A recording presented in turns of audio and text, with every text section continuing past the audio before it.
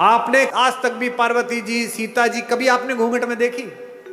1000 साल 1500 साल पुरानी मूर्तियां ले आओ, सामान्य रूप से एक साड़ी पहन रखी है, कंचुकी पहन रखा है, नीचे पहन रखा है और आभूषण पहन रखे, और हमारी माता तैयार है। दुनिया की सबसे शक्तिशाली महिला अवधारणा हमारे यहां। जब विश्वामित्र लेकर गए जनकपुरी में तो धनुष तोड़ दिया। धनुष तोड़ने के बाद जनक ने कहा कि विवाह कर लो।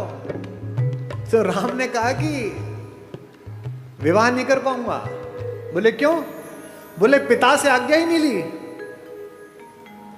तो विश्वामित्र ने कहा कि तुम्हारे खानदान में तो 3-4 शादियां होती हैं, एक शादी यहां कर लो, अगली शादी पिताजी के कहने से कर लेना।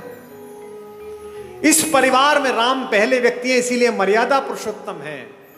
उन्होंने ये मर्यादा दी और उन्होंने कहा अपने भाई से, लक्ष्मण से, रात्रि में कि लक्ष्मण, मैं विवाह करूंगा तो एक करूंगा, क्योंकि मैं तो था नहीं, लेकिन एक क्षत्र इस अंतःपुर पर, इस रनिवास पर राज करती हुई मेरी मां कौशल्या के सामने जब दूसरी मां आई होंगी तो निश्चित रूप से मां को थोड़ा कष्ट तो हुआ होगा, और इन दोनों माओं के सम्मुख जब तीसरी मां आई होगी तो इन दोनों माओं को कष्ट हुआ होगा। तो आज के बाद से मैं मर्यादा स्थापित करूंगा कि विवाह करूंगा तो एक करूंगा।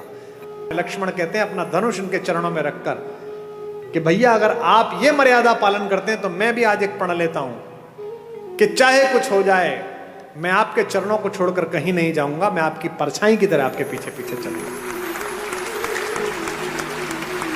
उर्मिला है जो पति के साथ नहीं गई है, रह गई है। मांडवी है, रात में जिस दिन भरत लौट आए हैं, पूरा घर लौट के थक के सो रहा है, कौशल्या को नींद नहीं आ रही, क्योंकि जिस बेटे से इतना प्यार करती है उसे जंगल में देखकर लौटी है। और जंगल में भी कैसा देखा है, पैर में इतनी इतनी बड़ी बिवाई है, जिन केशों से कंधा ढका रहता था, जो जुल्फें उड़ती रहती थी, वो केश लटिया गए हैं। उस जटा को बांध के जूड़ा बना लिया है राम ने। पूरा शरीर टैन हो गया है, जल गया है, चेहरे पर तेजस्विता है, लेकिन क्या है, 24 घंटे कंधे पर धनुष रखना पड़ता है लक्ष्मण को और राम को, तो यहां मूंज के निशान पड़ गए हैं राम के कंधे पर।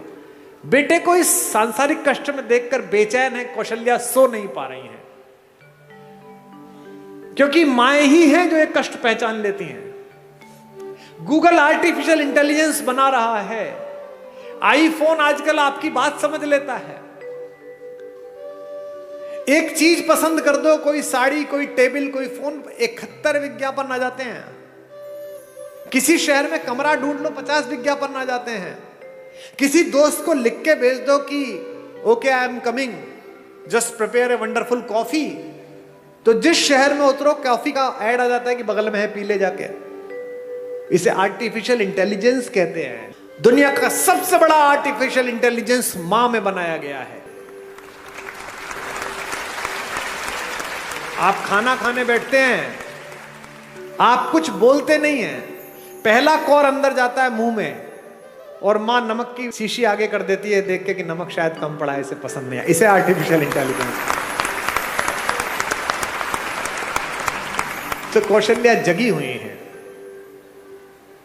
कौशल्या देखती है कि ऊपर रनिवास में कोई लड़की घूम रही है। कहती कौन है इस समय जो हमारे एनक्रोचमेंट में हमारी जगह पर घूम रही है? दासी तो हो नहीं सकती। ऊपर जाती है तो देखती है मांडवी घूम रही है, भरत की पत्नी। मांडवी पैर छूती है, मां आप सोई नहीं? तो कहती है बेटा नींद नहीं आई। तू क्यों जागी हुई है? भरत के पास जा। मांडवी कहती है कि मां शायद आपको पता नहीं, आप कक्ष में थी, वो तो यहां नहीं है। कहां गया?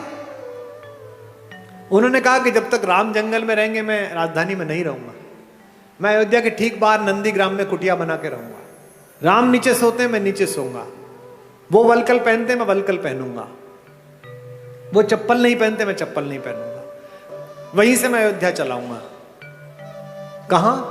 तो दिखाती है कि मां वो देखो दूर जो कुटिया बनी हुई है, वो कुटिया बनाई है। तू क्यों नहीं गई बेटा?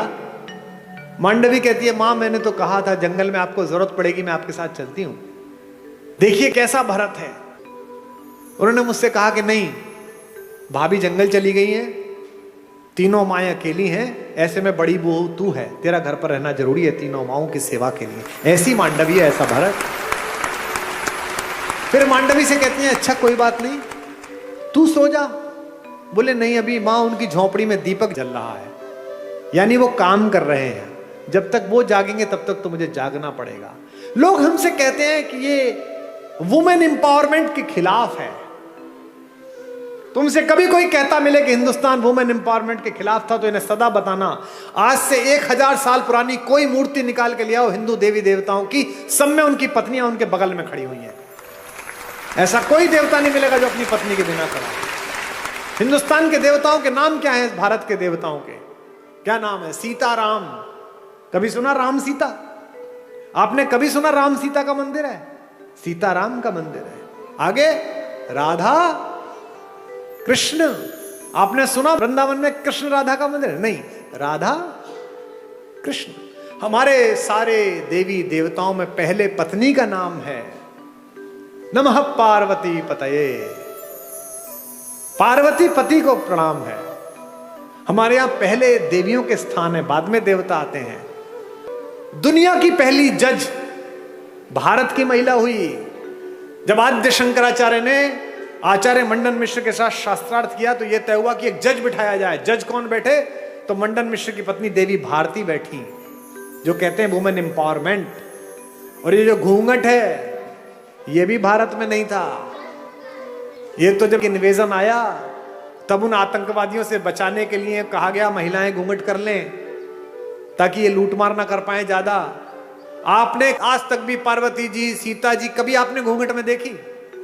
1000 साल 1500 साल पुरानी मूर्तियां ले आओ, सामान्य रूप से एक साड़ी पहन रखी है, कंचुकी पहन रखा है, नीचे पहन रखा है और आभूषण पहन रखे हैं, और हमारी माता तैयार है। दुनिया की सबसे शक्तिशाली महिला अवधारणा हमारे यहां।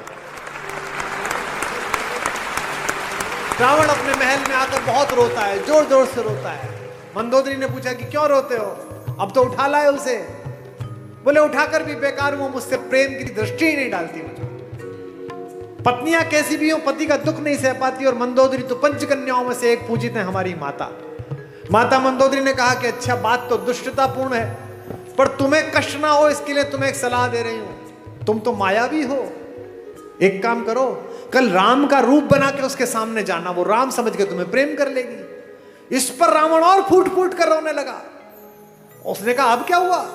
बोले ये प्रयास 4-5 बार कर चुका हूं, पर जैसे ही राम का रूप धारण करता हूं मुझे तुम्हारे अतिरिक्त दुनिया की प्रत्येक स्त्री अपनी बहन दिखाई देने लगती है, अपनी मां दिखाई देती है। तो राम कैसे नजर आते हैं अगर आपकी दृष्टि में उतरते हैं?